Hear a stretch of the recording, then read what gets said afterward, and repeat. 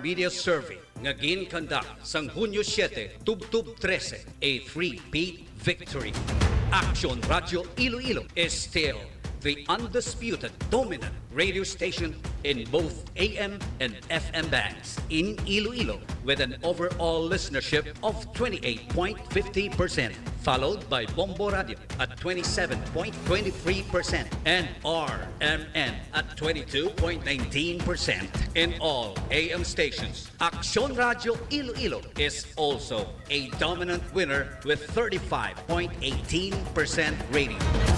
Mga ka-aksyon, madamugid nga salamat sa inyo ba dayon nga pagsakdag kag paghimo sa amon nga number 1 sa ikatatlo kasunod-sunod nga tion. Halad namon sa inyo ini nga kadalagan. Sa Iloilo, AKSYON Radio. The following program is rated SPG. Strong parental guidance is needed. Hugot nga pagubay kag pagabay sa mga ginikanan ang kinahanglan sa mga kabataan nga nagapamati. AKSYON Reports Afternoon Edition. Naglalagablab, umuusok at nagbabagang mga maaksyon at pangunahing balita. AKSYON Reports Afternoon Edition. Lahat ng mga top stories of the day at mga live interviews mula sa mga newsmakers na nakalap na mga masisipag at magigiting na mga mobile at beat reporters at mga kagawad ng bulwagang pambalitaan na inyong mapapakinggan sa AKSYON Reports Afternoon Edition. Dito lamang sa inyong nangungunang himpilan ng radyo, AKSYON Radio Iloilo.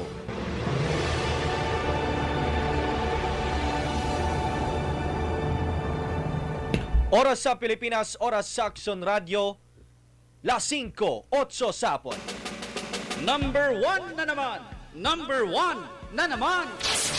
Subok na ang kakayahan, matibay ang paninindigan, AKSYON Radio.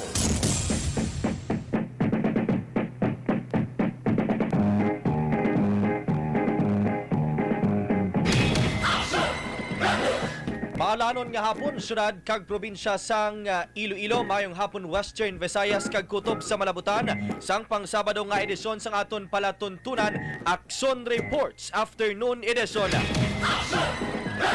Today is November 30, 2024, ikahulihing adlaw sa ika-11 nga bulan sang tuig 2024. Today or tomorrow is the first day of the last month of 2024. Entrada kita sa bulan sang Desyembre.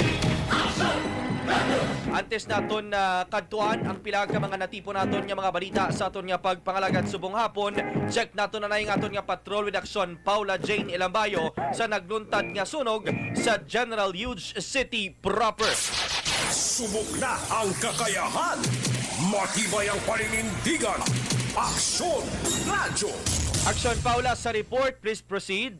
Nasunog ang balay sa Barangay General Hughes City proper subong nga hapon.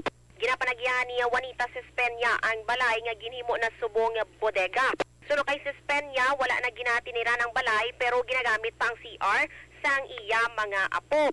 Sa CR man nagsugod ang kalayo. May linya pa sang kuryente sa CR tungod nga nagagamit pa sang suga. Kag posible nga natuluan sang tubig ang bombilya rason nga nag-spark kag nagkalayo. Ang balay ni Sispenya Action na Marvin iping lang ni sa abandonado nila nga balayo ko na munang balay bala nga nasunog nga ginhimo nila bodega. Rason nga nakitaan Manila dayon ang kalayo kag nakagwa. Ay ang Plaza Action Marvin, ang balay ni nila nga nasunog bala, lapit na ini sa coastal o kung sa baybay bala, kag eskinita na lang gid ang alagyan pakadto o kung pasulod dito. Napalong sa mga residente nga nagbulig basya ang kalayo antes pa man nga makaabot ang Bureau of Fire Protection Iloilo City. Ang taga BFP, sila niyang nag-mapping operations, tub-tub nga gindeklarar nga fire out las 4:32 subong nga hapon. Action Paula, wala sang mga pamalay sa kaiping abi palibot sang sininga sunog nga abandonado nga balay. Action Paula. May Action Marvin nga kaiping nga balay pero tungod kay nagbulig ni ang mga residente nga mabasyahan sang tubig ang balay, wala na ini naglaton pa. Danay ka, nahambal mo nga may napilasan pero ang pilasya sini hindi halin sa klayo no sa ano to buka nga botelya? Yes, sayang wala nga dapa-dapa action na Marvin sa TL niya may pilas siya tungod kay nakalapak sang buka nga botelya. At tungod gali sa pagbayanihan, Aksyon Paula. Yes. Alright, Aksyon Paula, Jane Elambayo, thank you gid. Balikan ka na munda sini madugay sa iban pa nga mga reports sa aton nga patrol. Subok na ang kakayahan. Matibay ang paninindigan. Aksyon Radyo. Balik kita sa pagtamyaw sa mga nakatutok sa 7:20 nga lilisuan sa ilatag sa mga radyo sa 42 ka makabanwahanan sa probinsya ang kalakip ang component city, ang Pasay City kag 180 ka mga barangay sa syudad sang Iloilo. Subong hapon istoryahan naton ang pagsunod naton sa ginahimo subong no nga pagtampok sang semento, pagkapol sang semento sa unagin kabkab nga dalan sang Metro Pacific Iloilo Water sa palibot sang Haro Plaza.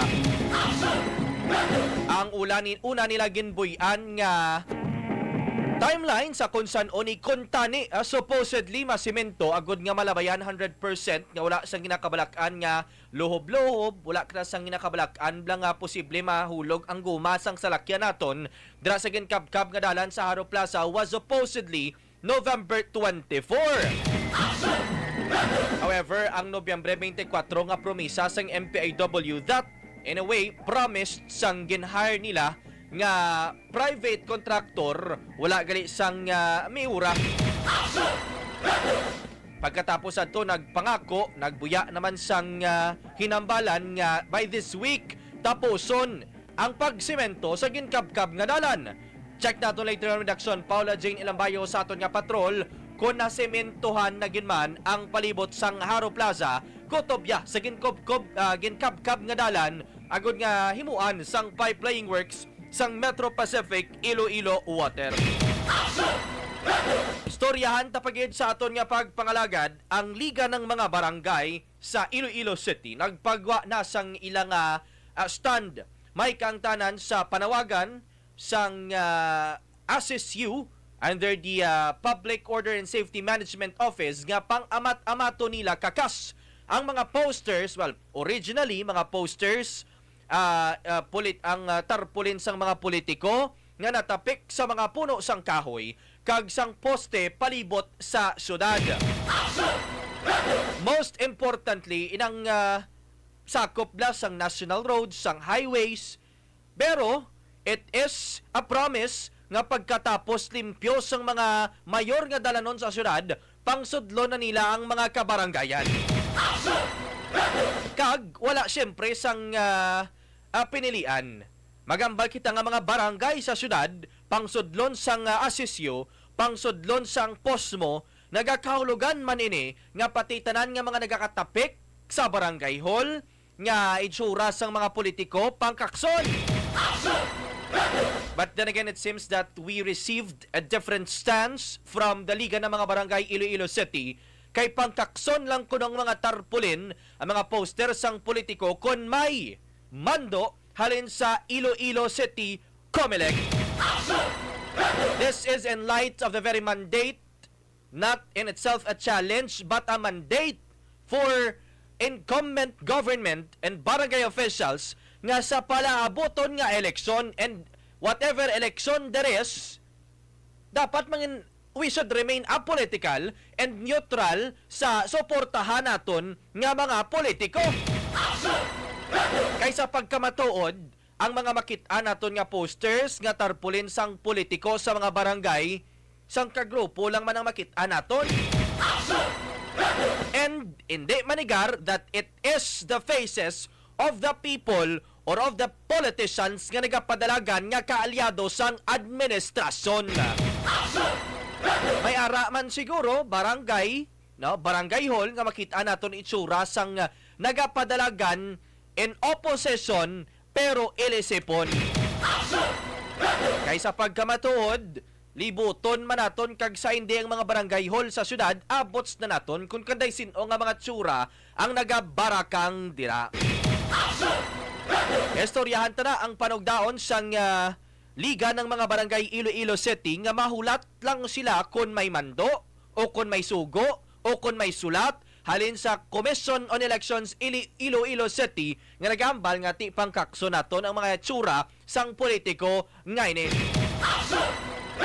Lasing ko justisay sa piyak nga bahin pagaistoryahan manaton ang pila ka mga komento, no? Statements nga ginbuyan sang Makabayan Black may kangtanan sa public pronouncements ni President Ferdinand Marcos Jr. nga hindi naton paggilabtan o kung hindi na dapat pag-idayon ang pila ka mga clamor nga nabatian naton halin sa publiko that it is about time nga i-impeach si Vice President Sara Duterte.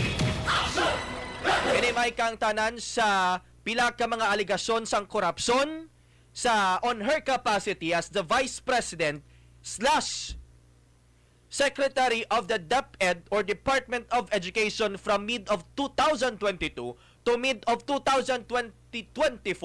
Ini may kangtanan sa gihapon sa questionable nga paggamit sang pondo sang confidential funds. Suno sa Makabayan Black. Well, we believe the Makabayan Black is the opposition, no? Ini gina-compose ang Kabataan Party List, AKSYS Party List, Gabriela Party List. Now, nagpagwa sila sa statement nga dapat ang presidente, particularly the Malacanang, should not give in any way comments. Most importantly, if ang ginahatagan niya sang komento o kung ginahatagan niya sang mando for that matter is on behalf of the duty that is being done by the legislative. Actually, we have 3 different branches of government. The legislative, the judiciary, and the executive. No? Now, there are reasons kung nga agin divide ang tatlo ka mga branches ng gobyerno for them to be able to act on their terms and for them to be able to, or for our government to have its own checks and balances.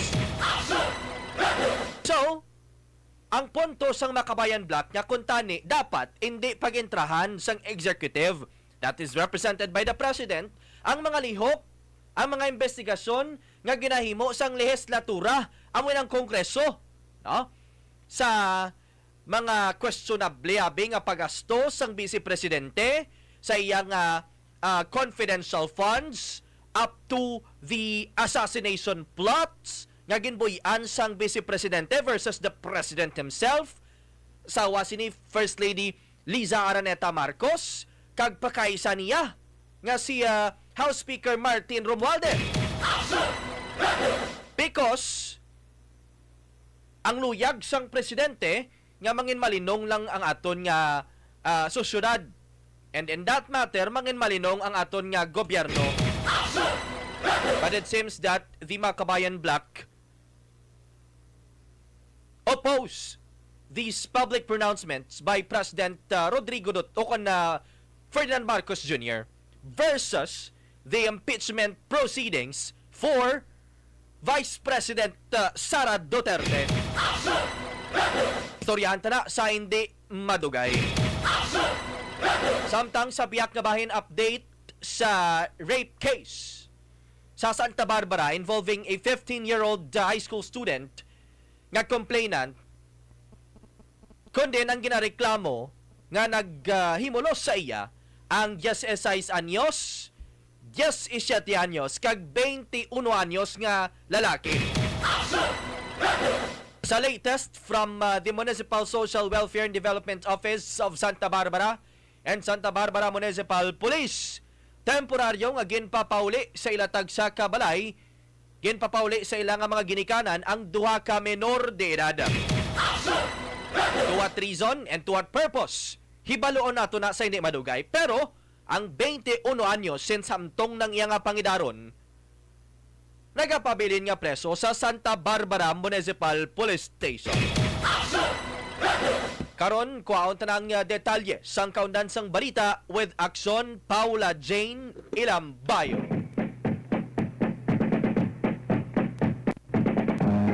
La 5:21, buyaan ay kita sang pila ka mga commercials kay sa aton nga pagbalik, isa-isa naton nga pagaistoryahan kag diskusyonan ng mga topikong aton ginplastar para sa aton nga presentation. La 5:21 sa hapon. This time check is brought to you by ACS Manufacturing Corporation, ISO certified.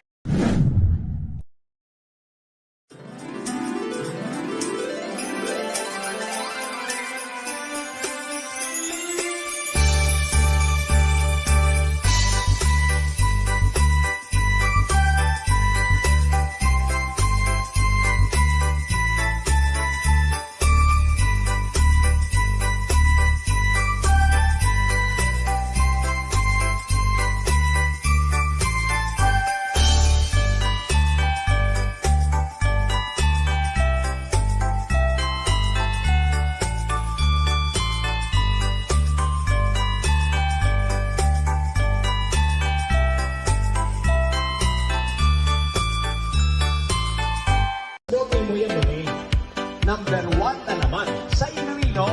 Aksyon Radyo. Okay, sige, patiyok ka. Sige, patiyok sa Bruce. Okay, Iloilo Aksyon Radyo. okay. Wala gagawin na sabi niya.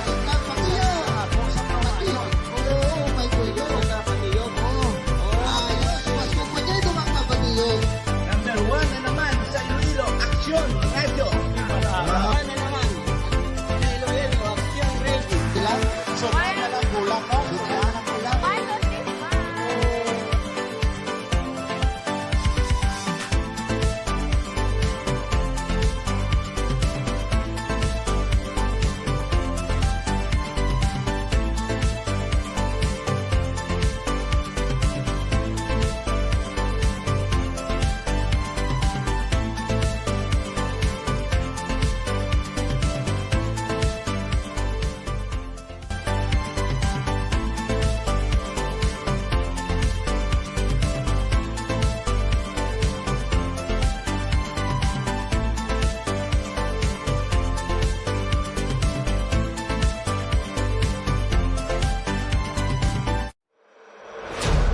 The numbers don't lie.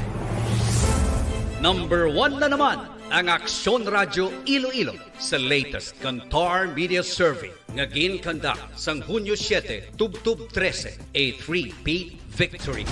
Aksyon Radyo Iloilo is still the undisputed dominant radio station in both AM and FM bands in Iloilo with an overall listenership of 28.50%, followed by Bombo Radio at 27.23% and RMN at 22.19% in all AM stations. Aksyon Radio Iloilo is also a dominant winner with 35.18% rating. Mga kaaksyon, madamo gid nga salamat sa inyo ba dayon nga pagsagdag kag paghimo sa amon nga number 1 sa ikatatlo kasunod-sunod nga tion. Halad namon sa inyo ini nga Aksyon Radio. La 5:24 sa hapon. Number 1 na naman. Number 1 na naman. This time, let's check with Aksyon Paula Jane Elambayo. Update sa ginahimo subong nga pagbuhos sang semento sang private contractor nga gin-hire sang Metro Pacific Iloilo Water sa ginkabkab nga dalan agud plasteran sang pipe laying works. You know what? This has been a long agony para sa mga motorista nga nagalabay dira sa kilid sang Haro Plaza. Kay man, if i-backtrack naton, Agosto, Tob Setyembre, ginkot-kot na dira, kagin plastar ang pipe o kon tubo. Ang pinaka-objective kung tani sini sang MPIW is very much gargantuan kung kita pa magambal dako, no? And mas ma-appreciate naton ini kay man ang mga daan nga tubo nga iyapas ang MIWD nga suno sa MPIW pila ka dekada na nga wala na islan, at least sa wakas na islan. Anong bot hambalon sini? Una besti mas limpyo, no? Ang maabot sa aton nga tubig mas safe for consumption. Ikaduha, mas mahagan-hagan na mabuhinan ang isa sa gina-problema sang MPIW as to why limited ang gina-supply nga tubig because ang mga daan nga tubo nga ginaagyan sang o kung ginailigan sang mga tubig may mga leakage, no? may tagas bla, kay may buka mo, no? May crack. So nagakahulugan ina nga imbes nga ang nalik nga tubig kadto patani sa aton nga mga gripo, magwa patani sa aton nga mga gripo, nabuhina na, no? That's the very logic there. Now, ti Agosto, Setyembre ginhimo ina. Karon naligadan kita Oktubre, Nobyembre, buwas sa Disyembre na. Ang ginkabkab nga dalan wala sa gyapon masimento. Sa information sa patrol, may ginbuhos pero wala pa natapos. Action Paula, anong sitwasyon sang palibot o kundalan palibot sa Haro Plaza sa imo pag-check subong hapon? Traffic action na Marvin diri sa Haro Plaza, particularly kung halin ka sa La Paz, padulong ka di sa Cathedral bala, action na Marvin, traffic mo man kung halin ka di sa Haro Plaza, padulong ka man sa La Paz, light to moderate ang traffic action na Marvin. Now, ang pamangkot action Paula is this. What do you think is or are the reason or reasons nga nagakontribute sa traffic subong? Ang ginkabkab bala dira nga dalan sa kilid sang Haro Plaza because of the pipelaying works of MPIW nakakontribuer sa traffic nga ma-experiencehan subong action Paula? Yes, isa gid na sa rason action na Marvin kung nga ang may ma-experiensyahan nga traffic ang mga motorista subok. Kung kay ko na dire balay ikaw maghalin sa La Paz sa Ilopez na di balaksyon na Marvin padulong kagi diri sa direksyon sang Ladi bala Supermart. May porsyon na di sang dalan nga ginakabkab man tuwod sa pipelaying works bala. Ang dalan nga alagyan kung tani sa mga salakyan na reduce sa ako na buinan balaksyon sa action na Marvin.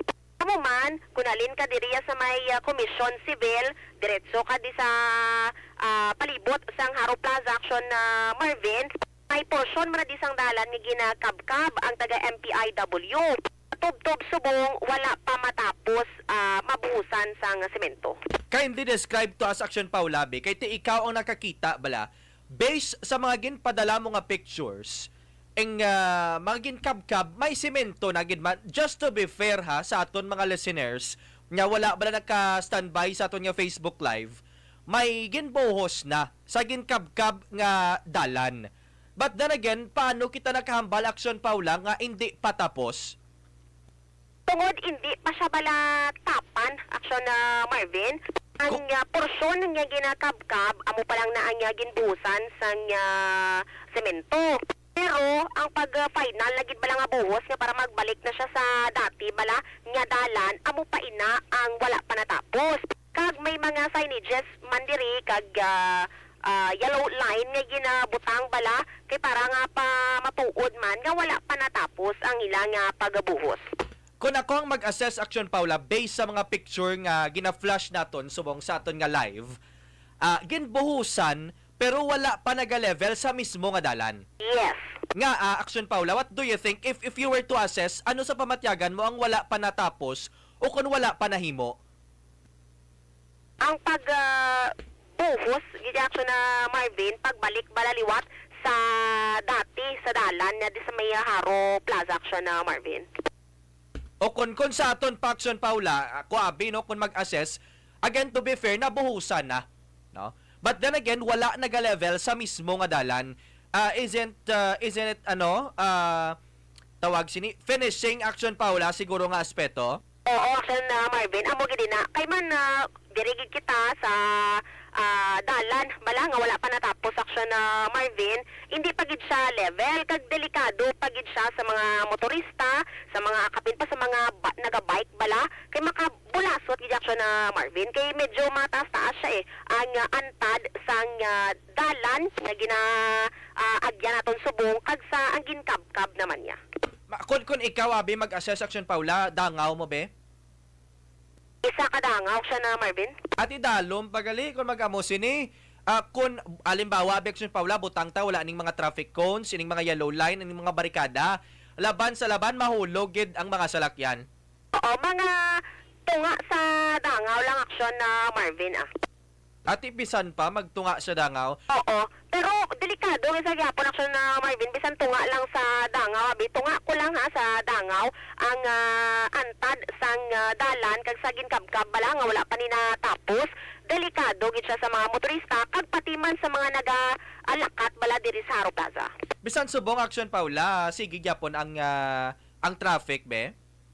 Wala na action na Marvin, bali diri lang naga-traffic halin sa plaza, halin sa La Paz, paliko bala diri sa pakadto ka sa Benedicto Haro, action na Marvin. Pero paglampuwas muna na di wala na sang traffic. Ang natumod mo siguro action Paula kung halin ka sa Robinsons nga dalan. Oo. Paliko ka. Inang Luna Street Haro. Yes. Alright, kay dira gali nga porson ang lapit alin dira sa pinakabibi gid no sang ginlikuan mo hasta man sa kita mo ng balay sang Arsobispo action Paula. Oo. Na hindi balagin kabkab man dira dira manabuhusan na. Wala pa. So ano pa lang tsuraya subong duta pa lang gyapon. May nabuhusan na sa action na Marvin pero wala pa siya bala sa finishing nga aspect. Okay. So basically ang dalan sa Luna kag sa Benedicto no nga part sang kilid sang Haro Plaza at to be fair again nabuhusan na. But then again to the assessment of our patrol, finishing ang kinahanglan direction Paula. Yes. Alright, action Paula Jane Elambayo, thank you Ged. Paula Ilambayo sa Iloilo, Aksyon Radio. Number 1 na naman! Number 1 na naman! This is a long overdue promise because again ang kuntani ang una-una gid sini na kay ginsundan tani mo nga pagsemento should be last week of October. Kay last week of October, nagahulat na lang ang MPIW sa DPWH nga mag-conduct sang field density test. But then again, natabo ang Bagyo Christine, natabo ang Bagyo Paeng to no, ang sunod. Paeng, nagumok naman watang duta. So, as for the DPWH not to conduct the field density test, pagkatapos, naginit na liwat, baskog na liwat ang duta, nagpalapit ang MPIW sa DPWH nga makonduct sang field density test, agon nga makasugod na sa pagsiminto. And here comes DPWH 6 nga magambal nga IBC kami subong. Ngita na lang abi kita sang accredited private construction company nga magaserbi as third party nga magaobra sang field density test kag magatampok sa ginkabkab ninyo nga dalan. This is in no way different sa dalan nga ginkabkab nila diri sa Ongkaaro. Pakadto di ba sa diversion road. Now, diri kita subong sa pamangkot nga who are we going to blame? Is it the MPIW? Is it the DPWH? O kung is it the private contractor nga to begin with, nagpangako nga Nobyembre 24 buksan sa traffic ang dalan sa pangako nga sementohon ang ginkabkab nga dalan. But then again, here we comes November 30, tomorrow is December 1. It's all again expectation versus reality. Number 1 na naman! Number 1 na naman! Las 5:35 sapon. Ang balitang ito ay hatid sa inyo ng ACS Manufacturing Corporation, ISO certified, maker of world-class quality pride.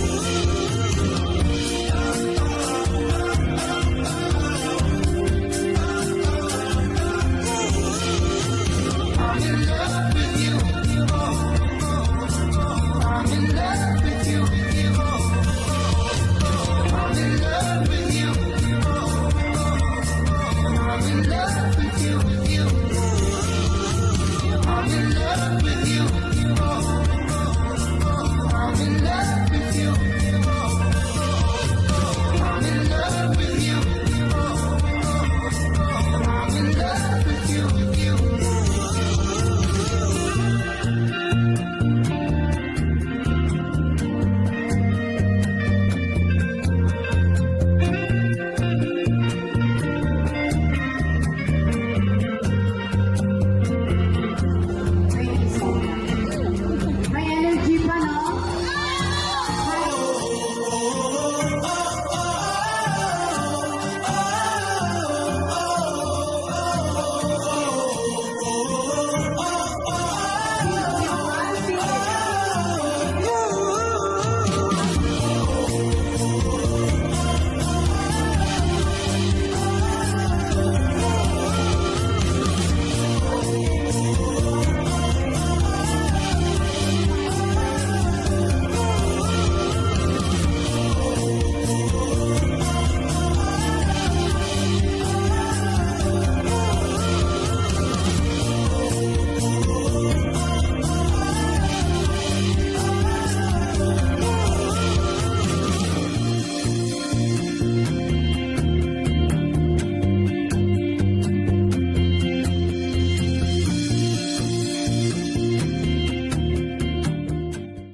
Hello everyone, I'm Sherry Kabisima of Japan.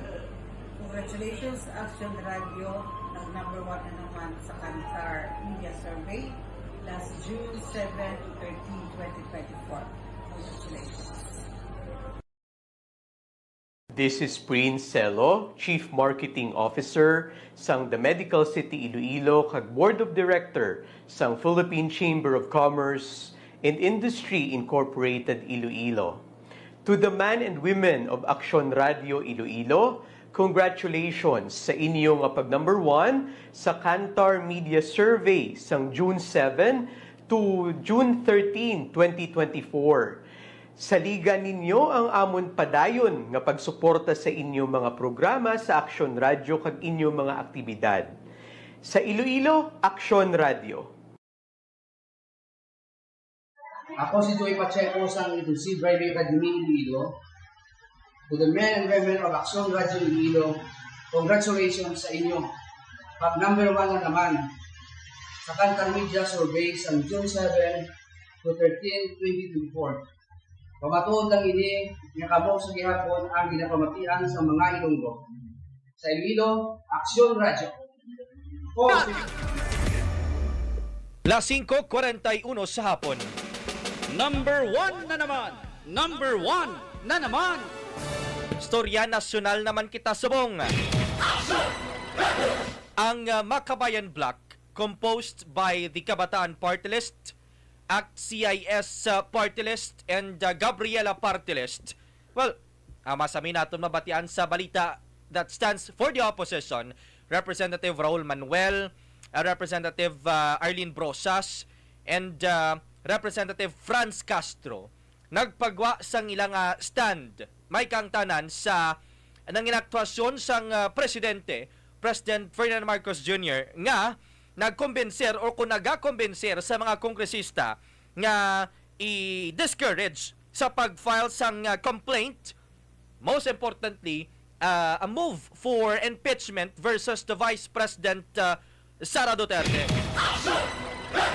Ang ginapatihan sang opposition is this: it is not rightful for a president to have a different mandate, may lain nga mandato sang sa ila nga mag-intra sa kung anong dapat nga himuon sang legislatura, sang legislative.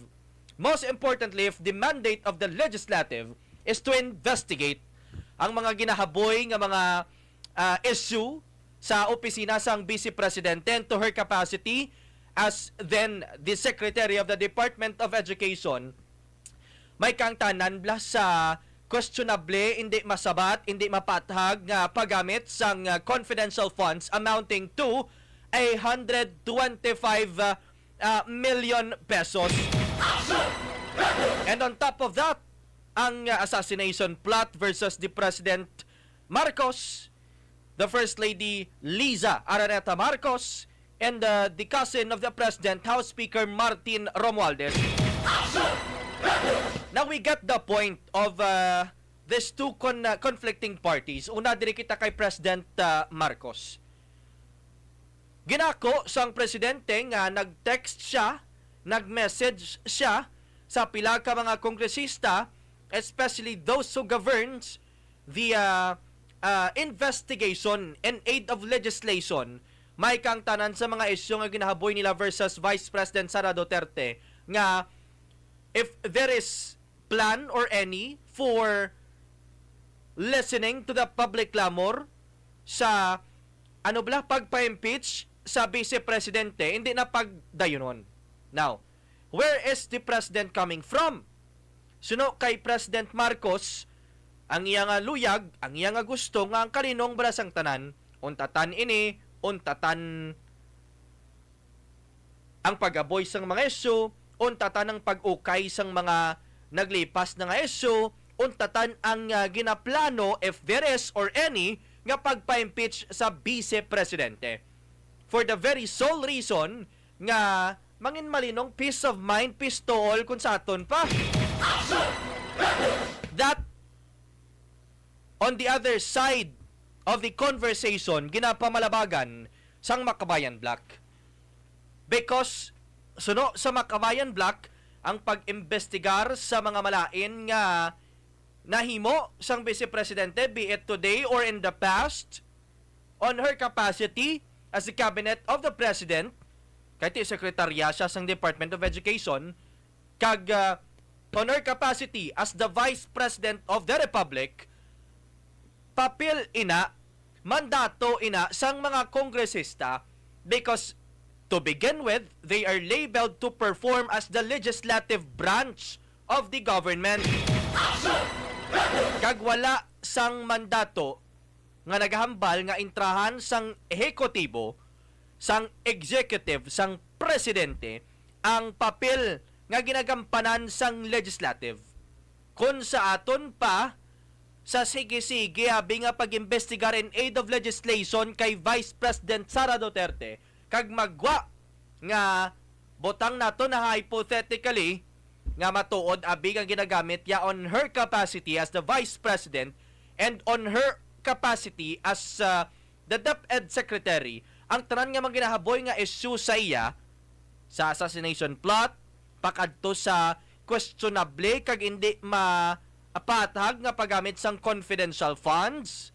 So, it is rightful for the legislative nga magimo sang pila ka mga moves agod nga mapasabat ang Vice Presidente. And if that means, or if the move means to start proceedings for an impeachment versus the Vice President, himuon ina sang Kongreso. Kaya amoy ng mandato sang legislative. So, it is not rightful for the President nga maghatag sang iyang stance, nga magkumbensir, no? Kay sino tuman bayan muna bla. Nalipat lang gid kita sang pangalan, pero nandumdumantang iyang nga statement. Bayan.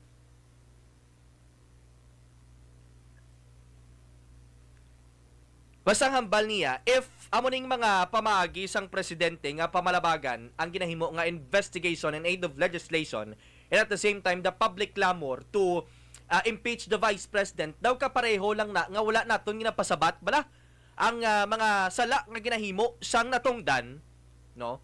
Kun butang naton hypothetically at the end of the very day mapamatud-an gid man nga the Vice President is using the office of the Vice President and her capacity as the Vice President of the Republic to assassinate the President, the First Lady, kag sang House Speaker, kag kun mapamatud-an nga wala ginman gingamit sa insakto nga pamaagi, though confidential in itself, ang confidential funds nga gintigana sa opisina sang Vice Presidente kag sang Department of Education.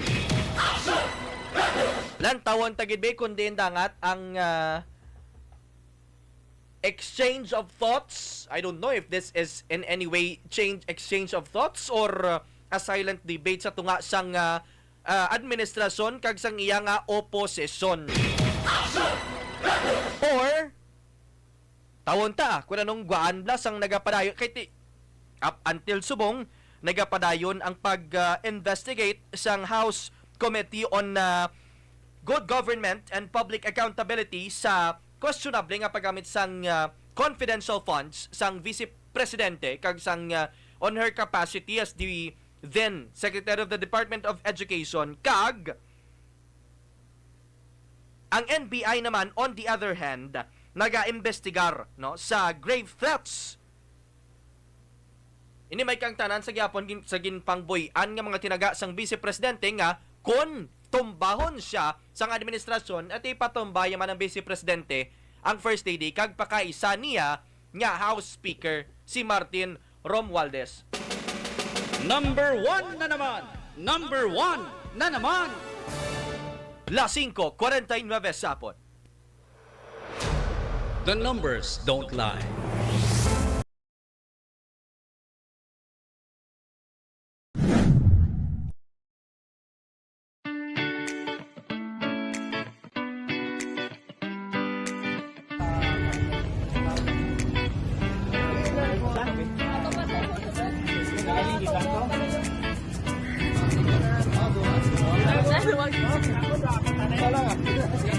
Ay, ito na po, bigay ba?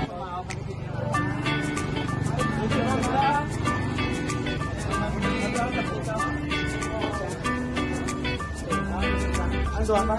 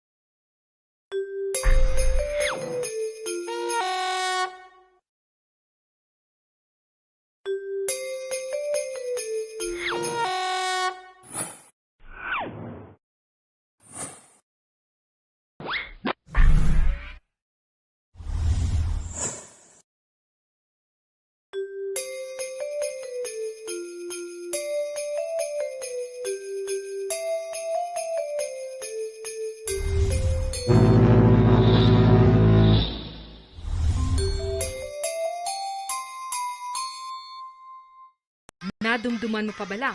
Ang mga kalingawan sang bata pa kita, sang tiyempo nga hindi pa uso ang gadgets kag iban pa nga mga bago nga teknolohiya. Aton balikan kung paano hampangon ang piko. Kinahanglan nga ihaboy sang nagahampang ang iya pamato sa sulod sang kurit kag dapat nga nakasulod sa kurit ang iya pamato. Padayon ang iya paghampang hasta makalabot sa pinakamataas nga kurit. Mahimo lang siya makauntat kung siya matapis paagi sa pagtapak sa linya. Sa tion nga siya makatabis, magabulos ang masunod nga manughampang. Dali, hampang na kita mga ka-aksyon. Hampang kita. Sila, kung nag-ibig ng mga personal sa aksarat ko, kung sila ang matakunan ko sila, kung kita sa dulo, number 1 na naman, sa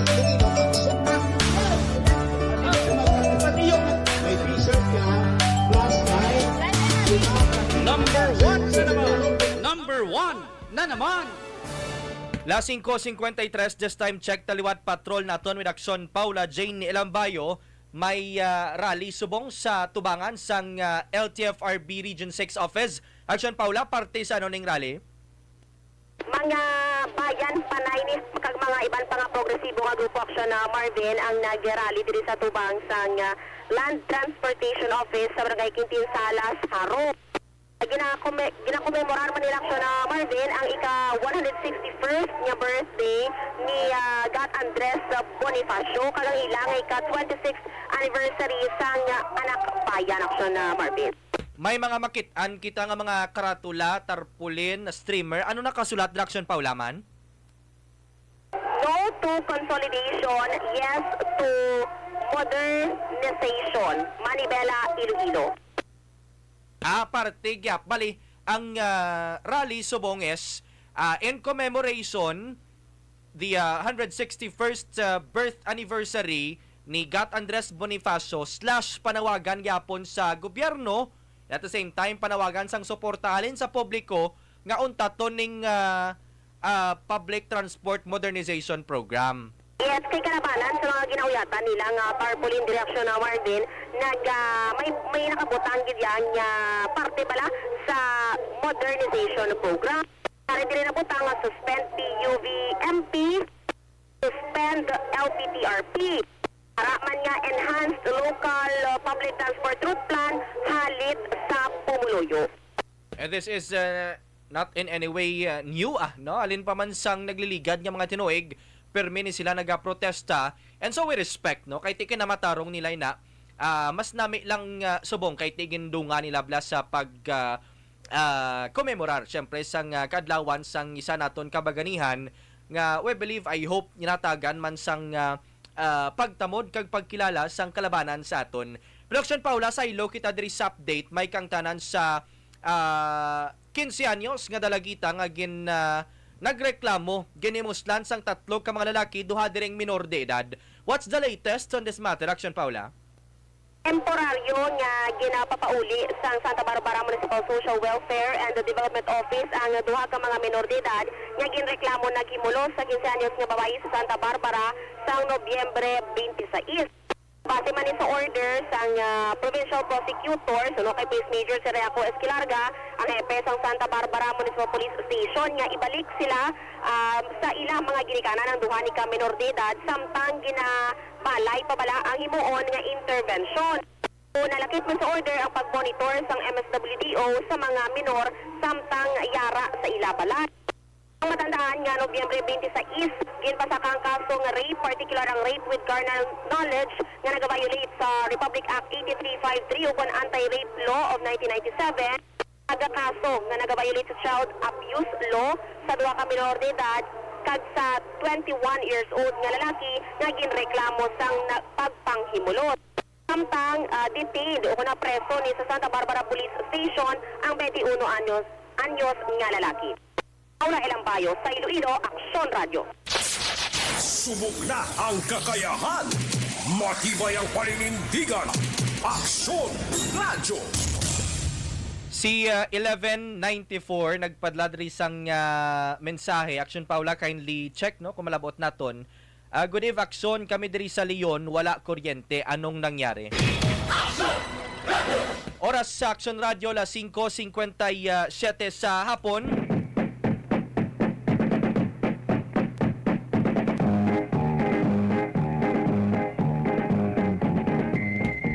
Wala na sang nabilin sa oras sa aton nga pagpangalagad. Kindly stay tuned lang sa nabilin pa nga mga public affairs program sang Aksyon Radio Iloilo.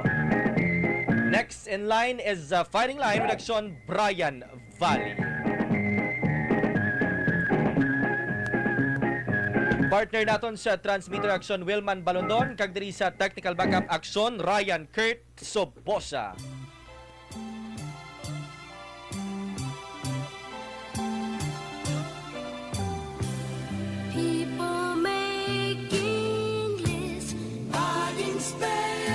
Tomorrow is December 1 and it's gonna be 24 days before Christmas Day. Damong gid nga salamat mga kaaksyon sa nagtutok sa aton nga programa subong nga hapon. Upod ninyo sa gyapon. Unit 19, Aksyon Marvin Maleficent. Merry Christmas sa Iloilo. Aksyon Radio. Comments, suggestions, or objections to the preceding program may be referred to